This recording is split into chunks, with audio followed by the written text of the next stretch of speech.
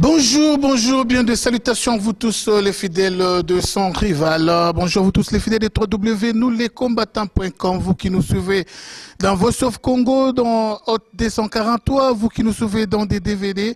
Oui, aujourd'hui, on va pouvoir recevoir une grande personnalité, le professeur à l'université de Kinshasa, le professeur à l'université ici en Afrique du Sud. Il est professeur dans beaucoup d'universités.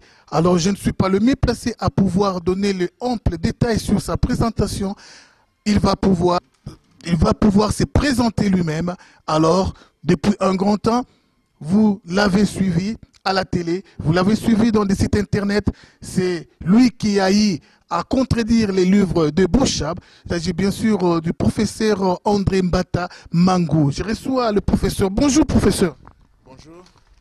Oui, bon, professeur, juste une brève présentation de ta part. Bon, je crois qu'on va être bref. Mon nom c'est André Mbata Mangou. Je suis congolais, comme vous l'avez dit, je suis professeur ordinaire à la faculté de droit de l'université de Kinshasa. Je suis professeur de recherche à l'université d'Afrique du Sud. Je suis également professeur visiteur à l'université Paris-Sud en France et j'enseigne dans plusieurs autres universités d'Afrique. Notre peuple est en train d'essouffler. Oui, il y a eu un temps où le prof Mbata avait fait trop de bruit. À l'université de Kinshasa, il a eu à réunir beaucoup alors des Congolais, là où il a contredit le livre de Bouchab. Et ici, il a tenu de grandes conférences. Après, ici, je crois qu'il a été en Europe pendant plus ou moins 3, 4, 5, 6 mois. On ne l'entend plus. Pourquoi ces grands silences de votre part? Vous avez pris congé du Congo ou comment? Non, je n'ai pas pris congé du Congo. Non, vous l'avez bien dit, je suis universitaire également. Pendant ces quelques temps, je me suis adonné à certaines activités scientifiques, mais aussi politiques, parce que vous l'aviez évoqué, j'étais en France au mois de novembre. J'étais également en Belgique. J'ai eu le temps, pendant que j'enseignais à l'université de Paris-Sud, de m'entretenir avec les compatriotes qui sont à l'étranger. J'ai eu le temps de réfléchir également sur les problèmes qui se posent au pays. Donc, je n'ai pas été silencieux du tout. Et sur le plan scientifique, je devais produire un certain nombre de publications, et Dieu merci. Et je crois que vous l'avez appris. J'ai été honoré il y a quelques semaines en recevant le prix du meilleur chercheur à l'université d'Afrique du Sud. Et vous savez le rang qu'occupe cette université qui est vieille de plus de 140 ans, et qu'on soit congolais, on reçoit le prix d'excellence en matière de recherche à l'université d'Afrique du Sud. Il fallait travailler et il fallait justifier notre présence. Donc j'étais essentiellement dans des activités scientifiques, mais je suis resté également tout aussi attentif à tout ce qui se passe dans notre pays, et je n'ai pas été muet, absolument pas muet. Ah oui, je crois que parmi les richesses que Dieu a données, a doté notre grand pays, il n'y a pas que le diamant, il n'y a pas que tout ce que vous connaissez. Mais il y a aussi la richesse que moi j'appelle le don que Dieu a donné aux Congolais. Les Congolais savent chanter, les Congolais sont vraiment intelligents, comme vous venez de l'entendre vous-même. Le professeur André Mbata a reçu le prix de meilleur chercheur. Il n'était pas le seul, il y a beaucoup de professeurs ici, mais lui a eu quand même à distinguer coup de chapeau. Cela témoigne combien notre grand Congo est composé de gens ayant des têtes bien faites. Mais pourquoi toutes ces têtes ne parviennent pas à diriger le Congo au moment où il y a un sujet rwandais qui n'a même pas le bagage scientifique comme notre frère, le professeur André Mbata, et lui prend la tête du Congo. Ça, c'est vraiment un fil à retordre. Parlons de l'affaire Kandla. L'affaire Kandla, pour vous qui êtes en Europe, il s'agit de quoi? La procureure générale ici en Afrique du Sud est en train d'enquêter sur la grande résidence ou la grande maison qu'a construit le président Jacob Zuma. Alors, une pareille chose peut-elle se faire chez nous au Congo? Est-ce qu'on peut interpeller le président de la République chez nous au Congo pour une pareille affaire? Parlons de cette affaire, la résidence du président Jacob Zuma qui coûte extrêmement cher. Merci beaucoup. Je crois que c'est une affaire assez intéressante. il faut un peu la replacer pour que ceux qui nous suivent comprennent. Dans cette affaire, le président de l'Afrique du Sud a 2 résidences officielles.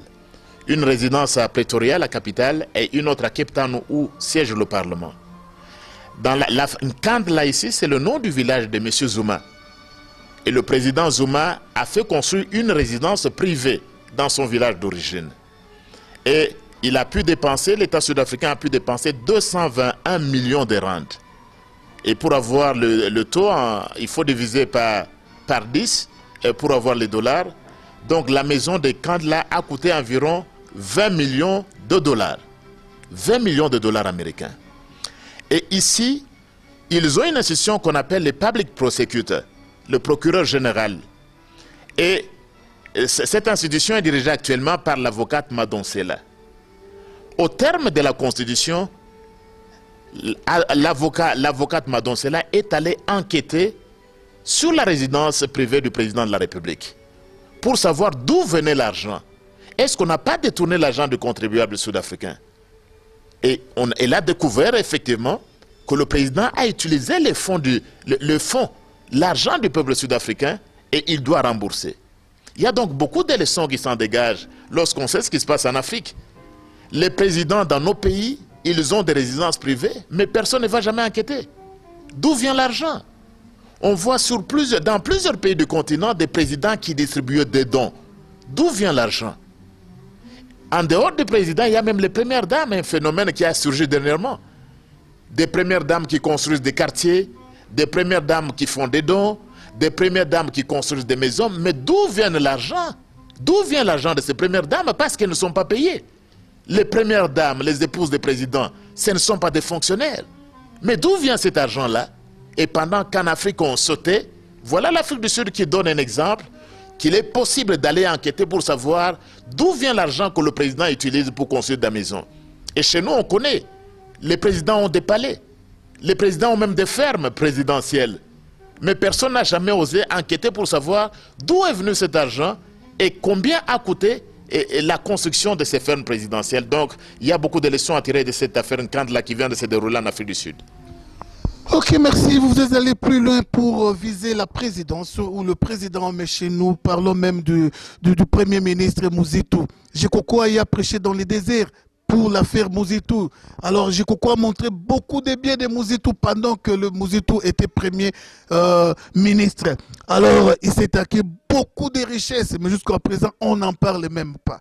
Alors, s'il faut parler de Katumba Mwake fut un millionnaire, un multimillionnaire. Où Katumba Mwake avait reçu cet argent? Où avait-il reçu cet argent? On n'en parle pas. Alors vraiment, chez nous au Congo, je ne sais pas si une pareille commission existe. Alors bientôt les élections ici en Afrique du Sud, dans quelques mois.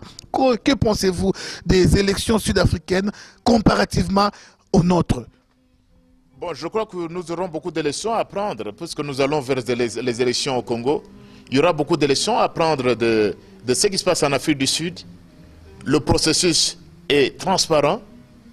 Le président, la présidente, parce qu'il s'agit d'une dame qui dirige la commission électorale indépendante de l'Afrique du Sud, elle est transparente. Les partis politiques ont accès à tous les fichiers, contrairement à ce qui se passe dans nos pays, où le fichier électoral est inconnu seulement du président. Et les élections qui s'annoncent, parce que l'Afrique du Sud a déjà une expérience dans le domaine, ce seront des élections transparentes. Et je souhaite bien que lorsque les élections seront organisées chez nous, elles soient également transparentes. Mais les échos qu'on apprend du pays, les échos qu'on apprend de la CENI, me font quand même douter. J'ai l'impression qu'on risque également de passer à côté. Mais on n'est pas encore là. J'espère que nous allons également apprendre beaucoup de leçons, tirer des leçons de ces élections qui vont s'organiser au mois de mai en Afrique du Sud. Ok, merci. Pour ceux qui viennent d'arriver, je crois qu'à mes côtés, j'ai reçu le professeur André Mangou Mbata. Professeur, vous êtes le mieux placé et je ne pense pas que vous soyez l'unique professeur ou soit l'unique docteur en droit constitutionnel chez nous au pays. Il y en a beaucoup, il y a beaucoup de docteurs en droit chez nous. Mais ce qui se passe chez nous au Congo, parlons de la révision constitutionnelle. Qu'est-ce que vous en pensez? La Constitution, on peut la réviser quand on veut. toujours dans la même optique, comment pensez-vous du livre de Beauchef quand il parlait qu'on devait retoucher je ne sais à quoi par rapport à cette révision constitutionnelle? On revient encore sur le livre de Beauchef ou soit ça c'est une nouvelle chose qu'on a optée? Oui, je crois que la Constitution c'est la loi fondamentale du pays. Elle se respecte, elle doit se respecter. Et lorsque vous lisez même la Constitution dont il est question, la Constitution du 18 février 2006, il était prévu, l'un des objectifs qui était visé par le peuple congolais, c'était d'empêcher des révisions intempestives de la Constitution. La Constitution, c'est l'expression de la volonté du peuple. On doit la respecter. Mais ce qui se passe, les bruits, les échos qu'on entend, ça ne va pas dans ce sens-là. Parce qu'on voudrait encore une fois réviser la Constitution. Je crois que j'ai déjà eu à me prononcer là sur ce sujet plusieurs fois, à Kinshasa, en Europe, en Afrique du Sud et partout où j'ai pu m'adresser aux compatriotes.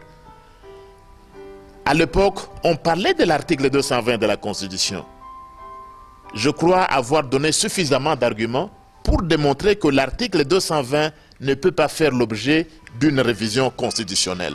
Et on doit absolument respecter cet article.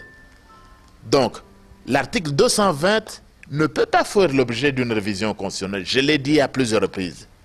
Et là-dessus, il y a plusieurs dispositions qui sont déclarées intangibles, notamment celles relatives au mandat du président de la République. Il n'est pas de doute, le président de la République, son mandat arrive à terme en 2016. Et je crois que le président de la République va partir. Le président Kabila va partir, son mandat arrive à la fin. Et j'étais en train de suivre les échos qui viennent de Kingakat où ils se sont réunis dernièrement.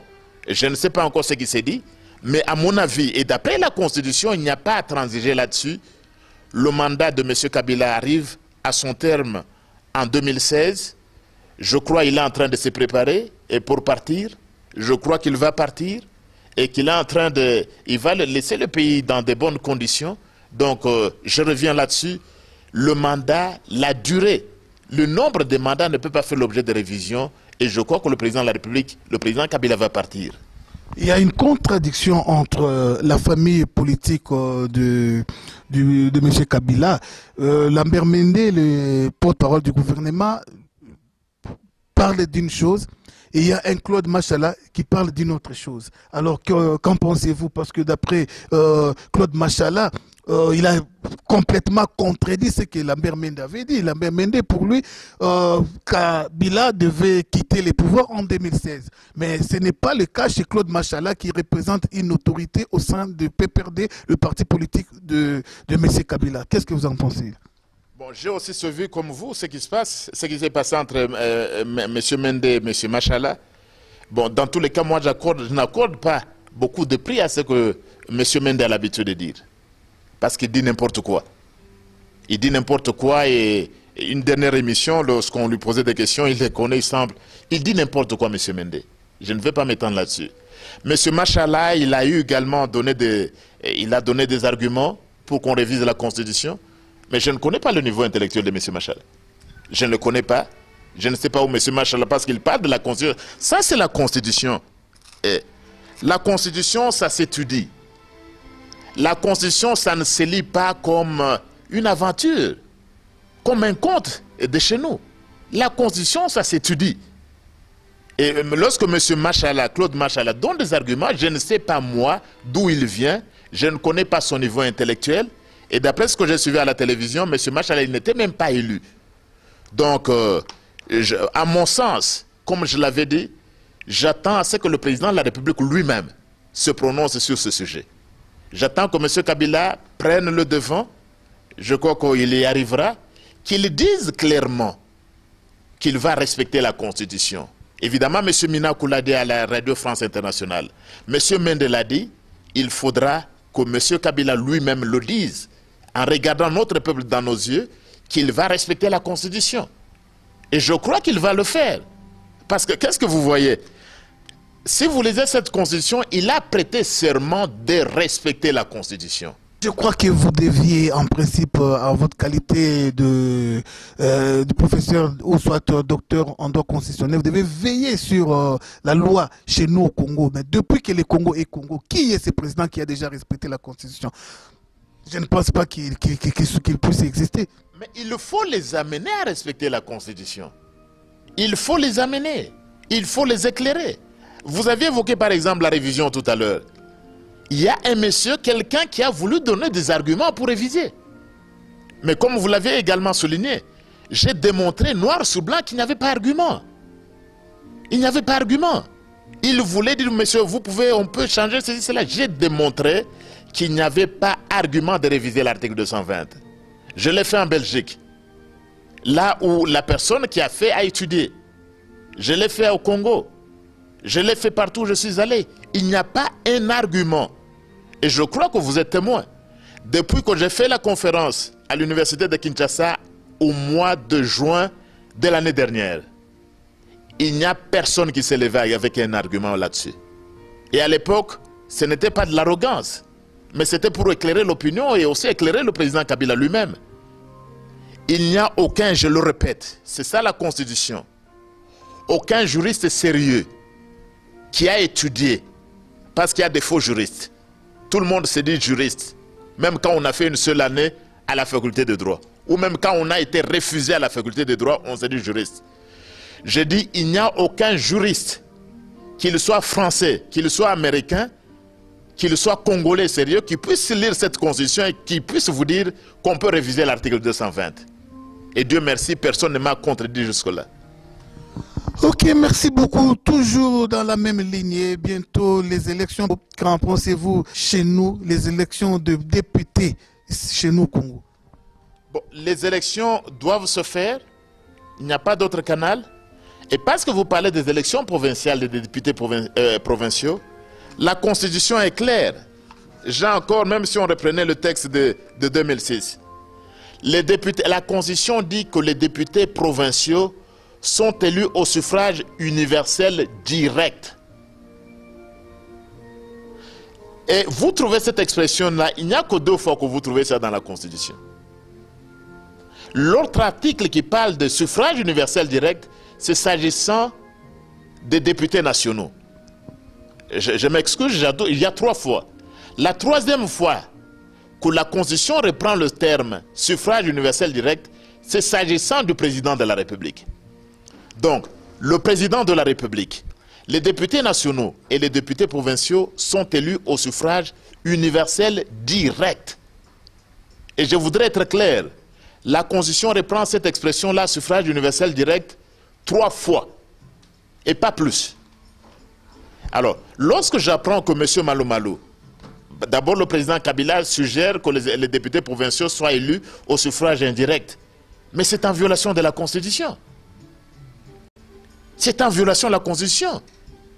Je crois que le président Kabila n'a peut-être pas été bien conseillé. Je crois qu'on devrait lui dire, comme on l'avait fait pour l'article 220, que les députés provinciaux ne peuvent pas être élus au suffrage indirect. Le peuple doit les élire. Il y a donc un argument de droit constitutionnel. Il y a aussi un argument politique. Si vous permettez qu'ils soient élus un suffrage indirect, vous permettez la corruption. Il suffira de corrompre 3 personnes et vous êtes élu député provincial. Où est-ce qu'on va avec cette tendance à renforcer la corruption dans notre pays? Donc je m'inscris en faux contre l'abbé Malo Malo ou contre la proposition du président Kabila qu'on fasse élire les députés provinciaux au suffrage indirect. Évidemment, je comprends que le président n'était pas éclairé, mais c'est ça l'argument. Les députés provinciaux doivent être élus au suffrage universel direct comme c'est prévu par la Constitution. Et il y a un autre argument. Parce que ce sont les mêmes députés qui vont également élire les sénateurs. La Constitution prévoit que ce sont les sénateurs qui sont élus au suffrage indirect. Donc, vous faites déjà élire les députés provinciaux au 2e tour. Donc, les sénateurs, vous allez les faire élire cette fois-là au 3e tour. Ça ne va pas. Donc, je maintiens, il faut que M. Malo Malo, c'est cette affaire-là, les députés provinciaux doivent être élus au suffrage universel direct. Et on a déjà entendu certains collègues qui disaient, écoutez, mais M. Malo Malo, ce n'était qu'une intention. Ce n'est pas lui. Mais l'intention est déjà mauvaise. En droit, l'intention est déjà coupable. En droit pénal. Donc cette intention de M. Malo Malo est déjà inconstitutionnelle. Pourquoi est-ce qu'il doit suivre le président de la République? Le président de la République a proposé, mais c'est lui qui dirige la CENI. Il doit montrer qu'il est indépendant. Voilà une fois de plus un problème. J'ai des doutes que cette CENI dirigée par l'abbé Malo Malo soit effectivement indépendante. Donc je reviens là-dessus. À mon sens, et suivant la Constitution, les députés provinciaux doivent être élus directement par le peuple, comme le peuple le fait pour les députés nationaux et même pour le président de la République. La classe politique congolaise. La classe politique congolaise aujourd'hui est vraiment en sommeil. Je ne sais pas pourquoi, parce qu'il y a beaucoup de choses qui tapent à côté, mais les personnes le mieux placées à pouvoir nous éclairer, à éclairer la population, sont les opposants. Mais ces opposants ne disent rien, ils gardent silence devant des pareilles tentatives de révision de la Constitution. Vital Kamerhe a été à l'Est. Nous avons pu remarquer une attaque contre sa personne. Alors je ne sais pas si vous avez un mot à dire là-dessus. Bon, mais c'est beaucoup de choses. D'abord, l'opposition congolaise. Il y a des problèmes dans l'opposition. Tout comme il y a des problèmes dans la majorité. Vous venez d'évoquer le cas de M. Mende et de M. Machel. C'est qu'il y a des problèmes aussi dans la majorité. Ici, l'opposition a des problèmes. Mais les problèmes qui viennent aussi d'abord de la majorité. Tenez par exemple, la Constitution prévoit que l'opposition a des droits reconnus suivant la Constitution. Et si vous suivez la presse, l'année dernière, M. Minakou, Aubin Minakou, le président de l'Assemblée nationale, et M. Kengo Adondo, le président du Sénat, ils avaient dit qu'ils allaient faire adopter la loi sur l'opposition politique. Ça devait se faire au cours de la session d'octobre. La session est terminée. Il n'y a toujours pas de loi de l'opposition. Et j'ai appris que l'opposition a même déjà transmis le règlement intérieur. Tout simplement pour dire que la majorité ne veut pas de l'opposition.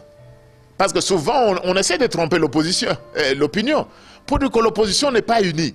Non. Mais le problème, c'est que qui doit convoquer l'opposition pour élire le porte-parole?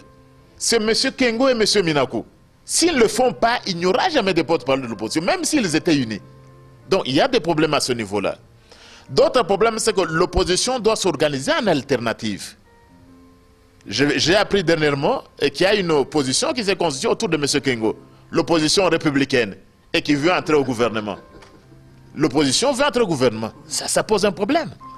Quand vous entrez au gouvernement et vous adoptez le programme de la majorité, ayez le courage de dire « Nous adhérons à la majorité du président Kabila ». Vous ne pouvez être là et rester dans l'opposition. Il faut être honnête. Il faut adhérer clairement. Et si j'étais M. Kabila, j'inviterais carrément ce monsieur pour qu'il vienne signer la charte de la majorité présidentielle. Au lieu de tromper l'opinion. Donc, il faut donc que l'opposition constitue une alternative. Ça pose un problème. Parce que ici, chez nous, il y a également le problème du ventre. Tous ces gens qui courent dans l'opposition républicaine, c'est parce qu'on leur a promis l'entrée au gouvernement.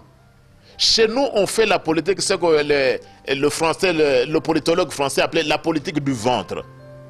Lorsqu'on vous dit au nom du peuple, la personne parle de son ventre. Lorsque vous voyez des gens qui viennent, non, le peuple a dit ceci. Non, c'est leur ventre, ils parlent de leur ventre. S'agissant de M. Kamerhe, j'ai suivi comme vous ce qui s'est passé. Mais je constate, pourquoi est-ce qu'on pouvait empêcher M. Kamerhe de circuler dans le pays? Pourquoi est-ce qu'on a peur de M. Kamerhe? Parce que lui, au moins, pendant que l'opposition, vous dites l'opposition a tendance à dormir. Dernièrement, on a pu voir à travers M. Kamerhe que l'opposition se remettait. On a pu voir, il est allé à l'Est, il est allé à Béni, il est allé avec sa caravane de la paix. Mais tous ces obstacles posés par la majorité, c'est pour dire que la majorité ne veut pas de l'opposition. Et en réalité, ne veut pas de l'alternance. Tous les arguments qu'on a avancés, mais ça c'est bon pour la propagande de la majorité. Donc il y a un problème, moi j'encourage, il aurait fallu que l'opposition agisse de cette façon-là. Il y a également, j'apprécie, toujours dans cette plateforme de Sauvons le Congo, M. Martin Fayoul avec sa pétition contre l'abbé Malo Malo. Mais la pétition, c'est un droit reconnu. C'est un droit reconnu. C'est ça ce que l'opposition devait faire. Et en prévision de 2016, l'opposition devrait s'organiser. Effectivement, il faut nettoyer l'opposition. Il faut nettoyer l'opposition pour enlever de l'opposition ceux qui ne sont pas de l'opposition. Mais je peux également voir, et je suis un universitaire, j'ai des choses à l'opposition, mais j'ai aussi des choses à dire que je peux dire à la majorité présidentielle.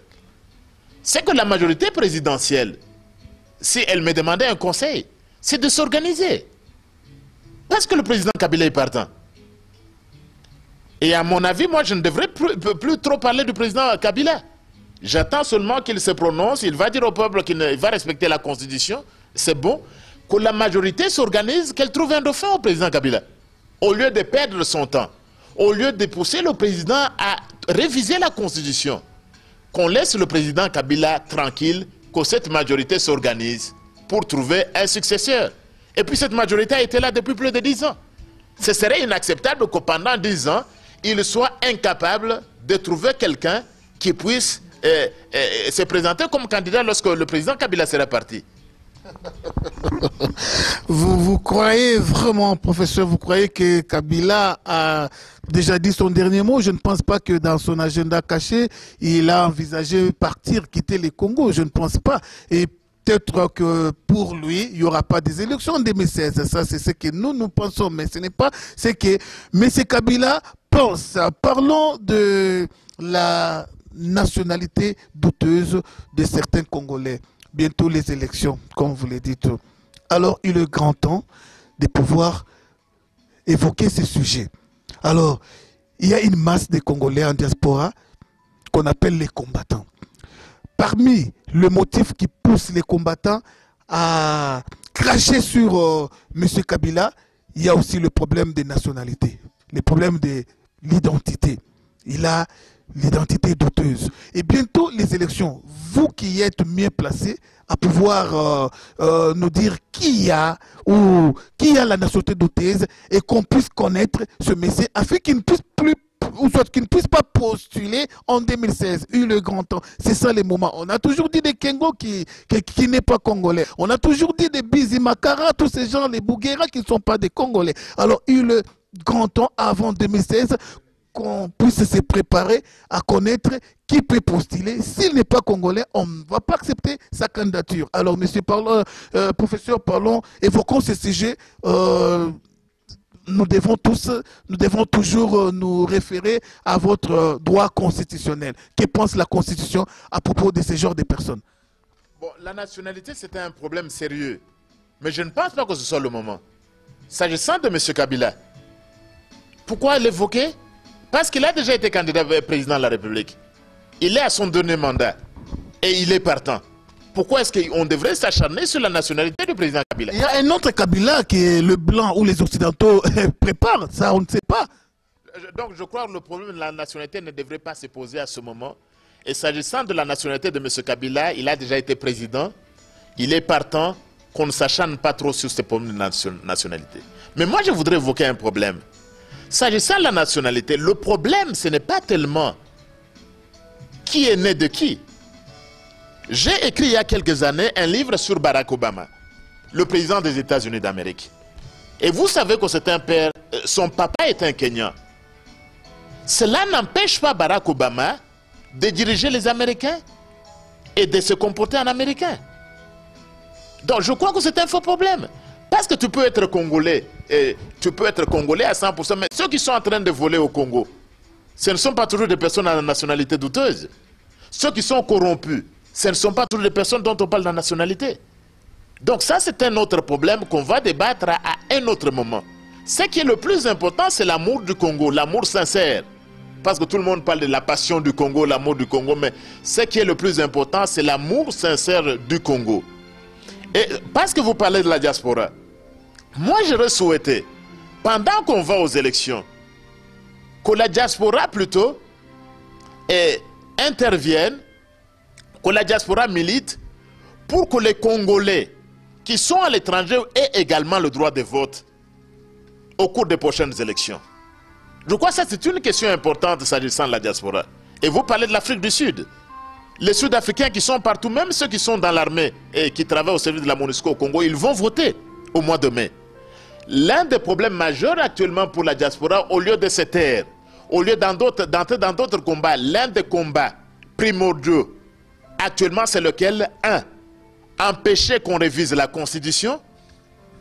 Deuxièmement, lutter, intervenir par tous les mécanismes auprès des ceux qui sont au Parlement, au Sénat, pour qu'en 2016, lorsque s'achève ce mandat, en 2016, lorsque le peuple congolais va aux élections, que tous les Congolais puissent voter, qu'ils soient au Congo ou qu'ils soient à l'étranger, qu'ils puissent être électeurs. Voilà l'un des combats que la diaspora devrait également mener au cours de cette période.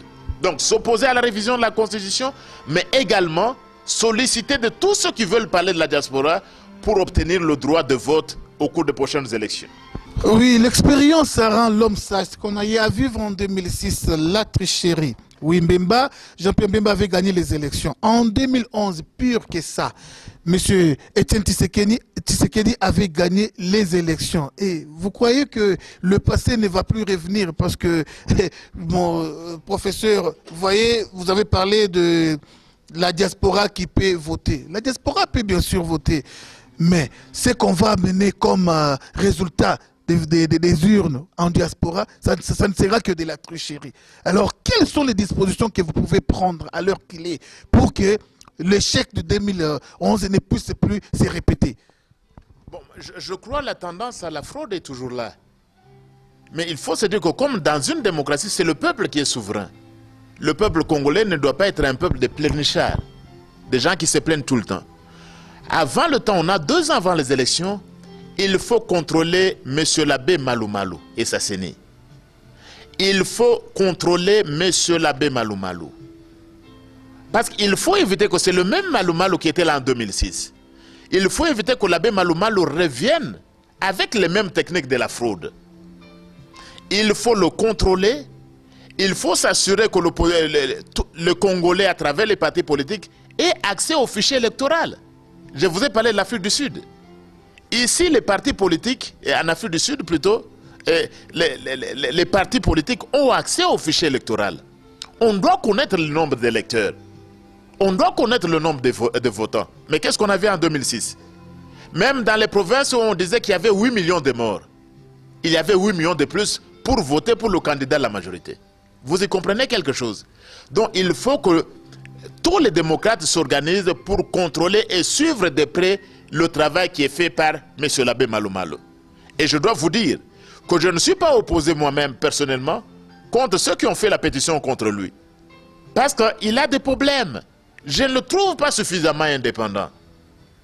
Voyez un monsieur l'abbé Malou Malou qui n'a pas su déjà respecter le mot d'ordre de l'Église catholique et à laquelle il appartient. J'ai du mal que cette personne-là ait l'autorité morale suffisante pour conduire le pays aux élections. Ça, c'est un point de vue personnel. Et si j'étais à la place de M. l'abbé Malou Malou, comme prêtre, comme chrétien, comme intellectuel, je devais tout simplement démissionner. J'allais tout simplement démissionner à cause de ce manque d'indépendance vis-à-vis de la majorité. Et ce qui est surprenant aussi, c'est que chaque fois qu'on attaque M. l'abbé Malou Malou, M. l'abbé Malou Malou lui-même ne vient pas, et c'est M. Mende qui le défend. Je ne sais pas, chaque fois qu'on a attaqué l'abbé Malou Malou, même quand il y a une pétition, je n'ai jamais vu M. l'abbé Malou Malou. C'est M. Mende qui le défend. Ça pose un problème. Le problème au Congo, professeur, le peuple congolais n'est pas souverain. Le peuple congolais n'a pas un mot à dire. Nous vivons ce qu'on appelle le chien à bois. La caravane passe. Tout ce que vous pouvez dire, tout ce que vous pouvez crier, plairer, tout ce que vous pouvez faire, même des marches, je crois que le visé, lui, il s'en fout. Si vous visez Malou Malou, vous pouvez l'accuser de tous les péchés. Il s'en fout. Et on ne va rien le faire. C'est ça. Le peuple congolais n'a pas un mot à dire. Et tout ça, pourquoi? C'est parce que vous, les professeurs en droit, vous n'avez pas imposé, vous n'avez pas inculqué vos notions de droit dans les chefs de la population. Si le peuple congolais connaît ses droits, je crois qu'il sortira dans la rue pour réclamer ou revendiquer sa souveraineté. C'est vraiment important. Oui, mais je crois qu'il ne faut pas toujours nous attribuer la faute. Il ne suffit pas de connaître le droit, mais ceux qui volent au Congo et en Afrique, ce sont les gens qui connaissent le droit.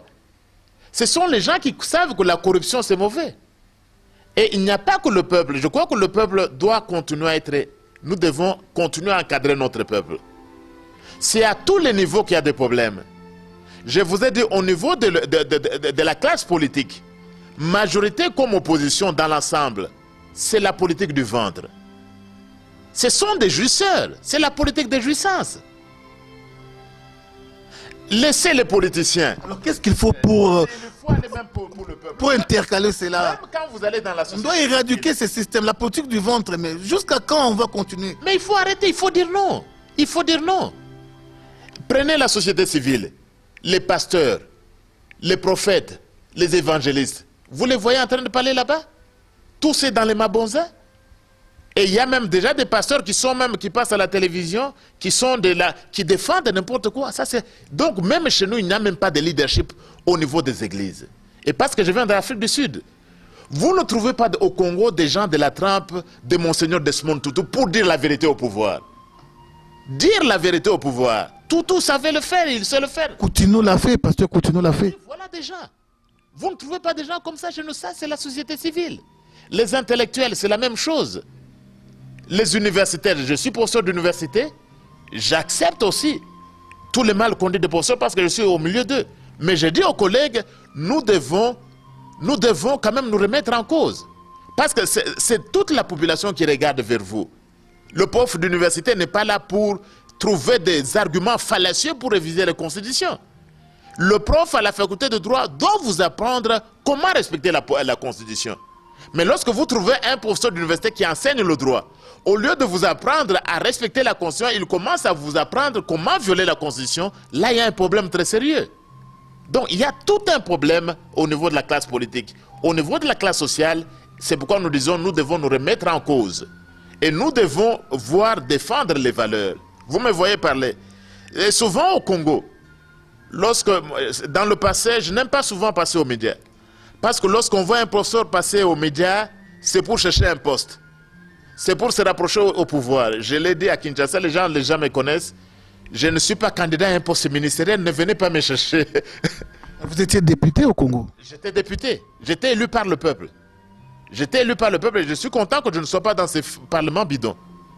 Ne venez pas me chercher vos émissions parce que souvent quand vous faites passer des émissions, je sais que votre émission sera suivie dans le monde entier. On va se dire voilà une autre qui veut aller au gouvernement. Je crois que les compatriotes peuvent s'apaiser. Le professeur André Mbata n'est pas candidat à un poste. Ne venez pas me chercher. Je ne suis pas partant. Mais si vous venez me chercher, après 2016, je crois que je vous dirai autre chose. Ne venez pas me chercher à un poste de ministre. Ne venez pas me chercher à un poste de PDG. Je ne suis pas partant. Si vous cherchez à me corrompre, gardez votre argent et remboursez-le à la caisse de l'État. Moi, je viendrai peut-être quand j'attends 2016. À quoi vous différenciez de ces professeurs qui ont tenu un langage comme vous et après ils ont changé, corrompus par Kabila? Bon, je dois dire que je ne suis pas le seul. Il y a également des intellectuels qui essaient de faire de leur mieux, même parmi les professeurs. Mais ceux qui ont fini par se laisser corrompre, je regrette pour eux, mais je crois qu'il n'est jamais trop tard. Et pour faire son mea culpa, il faut demander pardon à la population. Il faut revenir. Nous sommes tous des pécheurs. Nous tous ici, nous savons. Mais vous savez, les latins disent ceci. C'est errare humanum est. Perseverare diabolicum. Se tromper, c'est humain. Tout le monde peut se tromper. Mais ce Kabila peut aussi se tromper. Mais persévérer. L'opposition peut se tromper. Tout le monde peut se tromper. Mais persévérer dans le mal, ça c'est diabolique. Et c'est ce que je dis aux compatriotes, vous avez peut-être fait du mal. Vous avez peut-être été un tchakou de mensonges. En diffusant des mensonges, il n'est jamais trop tard. Le temps, je les invite à revenir à la vérité, à revenir à l'honnêteté et à l'intégrité. Ok, merci beaucoup, merci beaucoup. Nous sommes arrivés à la fin de notre tranche, mais avant de pouvoir lever l'encre, j'aurais préféré que le professeur puisse dire un mot à propos de Mama Marthe. Beaucoup de rumeurs là-dessus. Mama Marthe a chassé le chef ou le directeur de cabinet du président Tshisekedi à la personne de M. Moleka. Alors, juste un mot là-dessus. Mama Marthe l'a chassé comme un chien. Bon, je dois dire que j'ai suivi comme vous, j'ai lu la presse, je n'ai pas de preuves, mais si cela s'avérait exact, ce serait totalement inadmissible. Parce que de la même façon que nous disons des choses contre les premières dames, nous disons les mêmes choses contre les premières dames des leaders de l'opposition. Maman Marthe, j'espère que cela n'est pas vrai. Mais si c'était vrai, je crois que Maman Marthe n'a aucune responsabilité au sein du parti politique.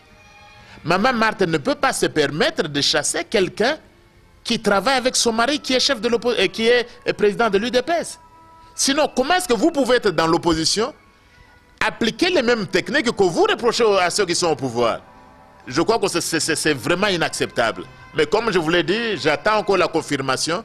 J'espère que Maman Marthe ne l'a pas fait. Mais s'il l'a fait, c'est totalement condamnable. Et j'aurais souhaité à ce moment-là, si je devais m'adresser à monsieur le président Tshisekedi lui-même, il devait, comme la même chose que nous disons au président Kabila, il devrait remettre de l'ordre et corriger cela. Son épouse n'a aucune autorité de faire chasser son directeur de cabinet. À quoi vous reprochez l'opposition congolaise? Bon, c'est-à-dire, ce sont les valeurs. Les mêmes valeurs que vous reprochez à la majorité qui est corrompue, totalement corrompue, je suis d'accord avec vous. Une majorité de jouisseurs, une majorité de menteurs.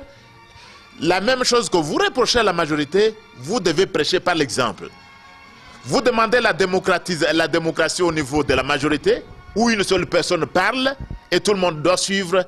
La même chose au niveau de l'opposition, la démocratie doit s'appliquer. Respecter l'état de droit, c'est ce que nous demandons à la majorité.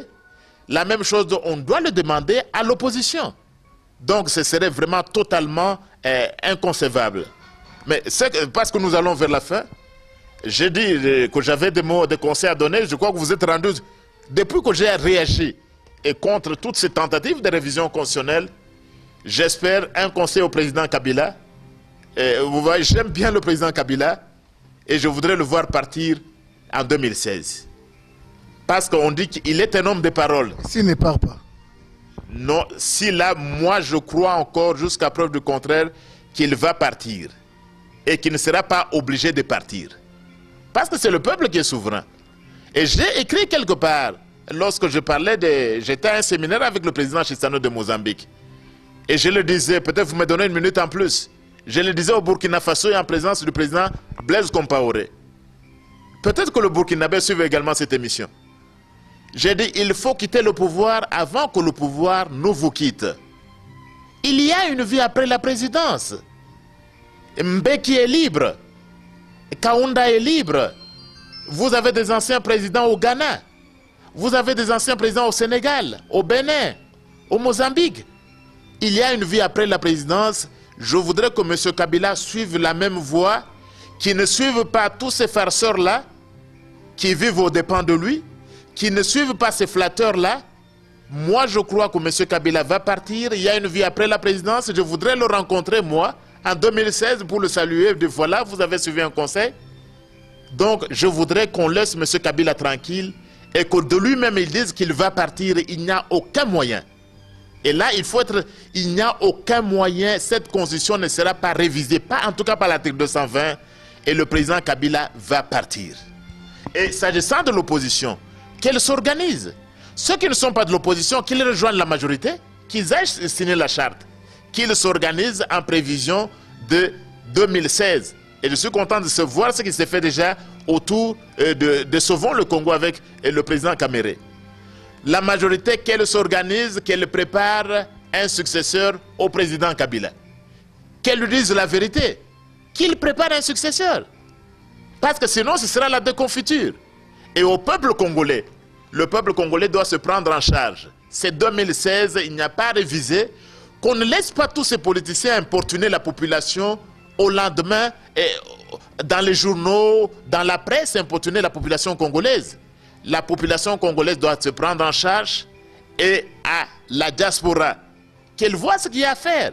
La diaspora doit jouer son rôle pour qu'on respecte la Constitution. La diaspora doit réclamer de voter aux prochaines élections. Ce sont des questions fondamentales.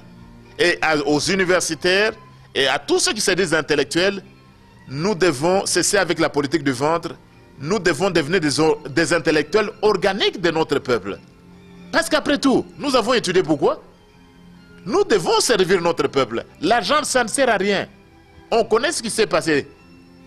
L'argent ne sert à rien, le pouvoir s'en va, l'argent s'en va.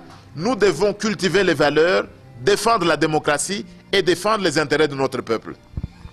Ok, merci beaucoup. Je crois que voilà la toute dernière question avant les mots de la fin. En Afrique du Sud où vous êtes actuellement, je crois qu'il y a aussi certaines têtes qui organisent, certaines personnes qui organisent aussi des marches, qui se présentent comme étant des leaders. Parlons de Bernard Katopa qui a organisé une marche à Pretoria.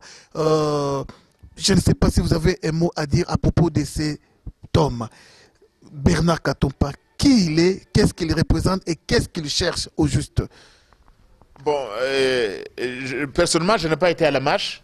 À la marche qui était organisée à Pretoria, on m'a dit que c'était pour réagir contre les 8 millions de morts. Bon, je crois que c'est une bonne chose que le Congolais s'organise, qu'il réfléchisse sur l'avenir du pays.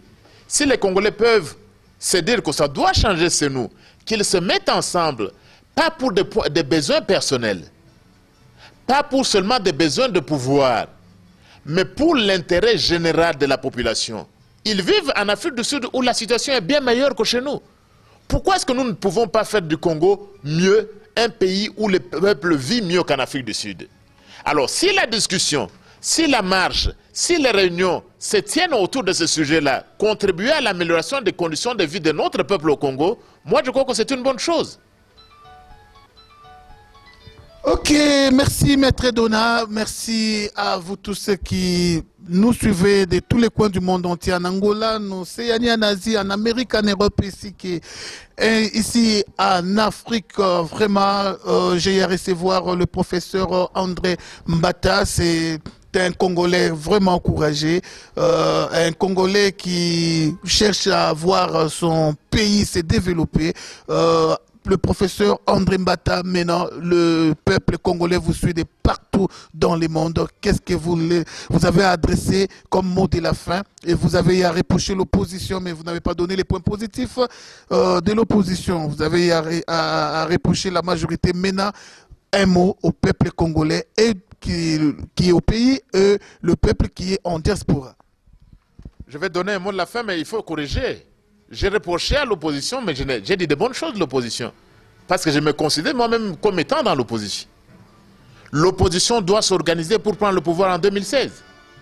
C'est ça ce qu'il y a. Au lieu de s'attaquer mutuellement, la vraie opposition, je ne parle pas de l'opposition républicaine. Je ne parle pas de l'opposition du ventre qui va entrer au gouvernement. Je parle de la vraie opposition. La vraie opposition telle qu'elle est représentée par l'UDPS, la vraie opposition telle qu'on la voit monter avec le président de l'UNC, M. Vital Kamerhe, la vraie opposition avec les Franck Dongo, avec les Martin Fayoulou et les autres. Ils doivent s'organiser et se préparer pour prendre le pouvoir en 2016. Maintenant, s'agissant de notre peuple, notre peuple est souverain. La démocratie ne se donne pas comme sur un plateau d'argent. Dans tous les pays du monde, c'est toujours le résultat des luttes. Le peuple doit faire comprendre aux dirigeants sa volonté. Le peuple doit savoir réagir. Le peuple doit s'exprimer même contre tous les corrompus et la corruption. Nous ne pouvons pas imiter ceux qui sont les corrompus. Le peuple doit agir. Et vous, parce que vous posez des questions à partir de l'Afrique du Sud, hier c'était la journée des droits de l'homme.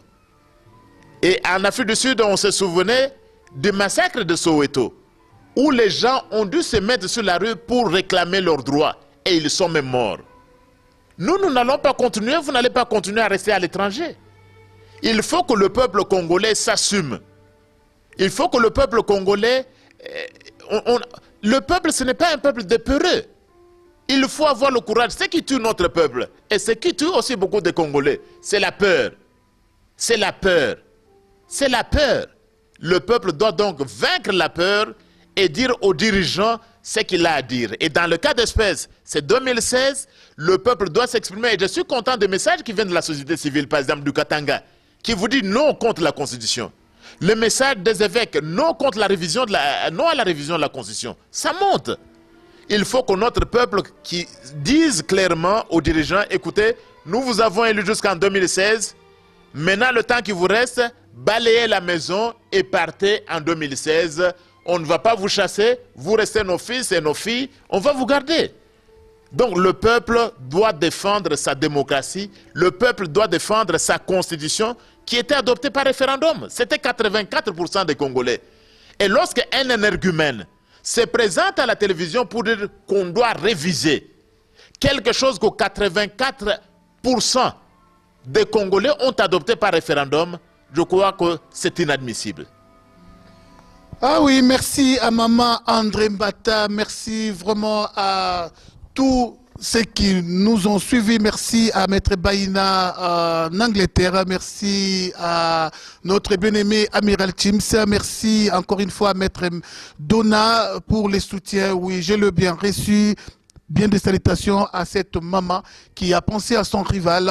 Merci à tous les combattants de partout dans le monde. Oui, oui, encore une fois, merci. Tenons-nous tous la main dans la main, lèvons-nous. Alors, comme l'a dit le professeur, nous allons tous dire au revoir en 2016 à M.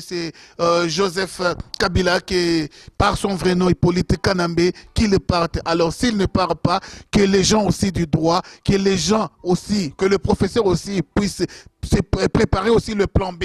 Parce que j'ai posé cette question. Si il arrivait que M.